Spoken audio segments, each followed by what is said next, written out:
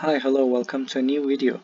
I'm here with a new interesting article, not that new actually, an article published in 2016 about gray matter change associated with heavy cannabis use. And this is a longitudinal study. So, as you're probably familiar with, it is the most frequently used illicit drug worldwide and generally considered illegal to use. And cross-sectional neuroimaging studies suggest that chronic cannabis exposure and may affect brain morphology.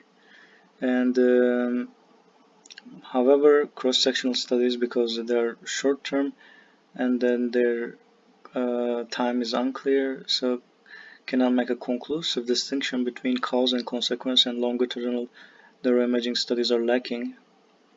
So they investigate whether continued cannabis use and higher level of cannabis exposure in young adults are associated with gray matter reduction. And so there are 20 heavy cannabis users and 22 held to control, and 3-year follow-up. In gray matter volumes, so orbitofrontal cortex, anterior cingulate cortex like thalamus, amygdala were estimated using the software package SPM. So they continued. It's a popular program, I guess. Continued cannabis use didn't have an effect on GM volume change at follow-up. Cross-sectional analysis at baseline and follow-up revealed consistent negative correlations between cannabis-related problems and cannabis use and regional GM volume of the left hippocampus, amygdala, and the superior temporal gyrus. And so they claim that small GM volumes in the medial temporal lobe are risk factor for heavy cannabis use, or that the effect of cannabis on GM reductions is limited to adolescence with no further damage of continued use after early adulthood. So that is interesting.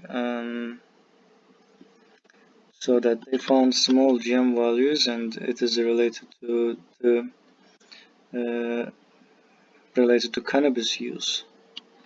So I'm curious how they check this, like methodologically they use this program, and we can check the method of the study, I guess. It seems it's open access article.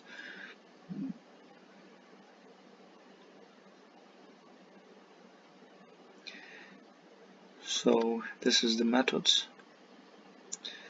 So the severity of cannabis use was measured using this test, and there are other tests, I guess. There are other tests like premorbid intellectual adult reading test. Also, this study data is available online, but I think they didn't reveal those information about premorbid intellectual functioning, and it mentions MRI acquisition and processing here. After quality evaluation of the data, we manually reoriented the images to the anterior commissure. For the longitudinal analysis, MRI data processing was performed using this longitudinal batch, and these steps are summarized as follows: registration of the follow-up image, calculation of the mean image from the realigned images for each participant, and the realigned images are corrected for field homogeneities. And finally, to assess the relation between GM change over time, QDID scores, and amount of grams per week, GM difference images were calculated with EM-calc by subtracting each subject's probability map at baseline from the map at follow-up. So this is how they explain how they analyze the other GM volume data.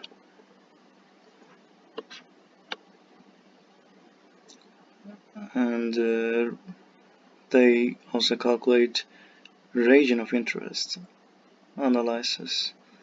I think they don't have to abbreviate here because they already did it before, used it before.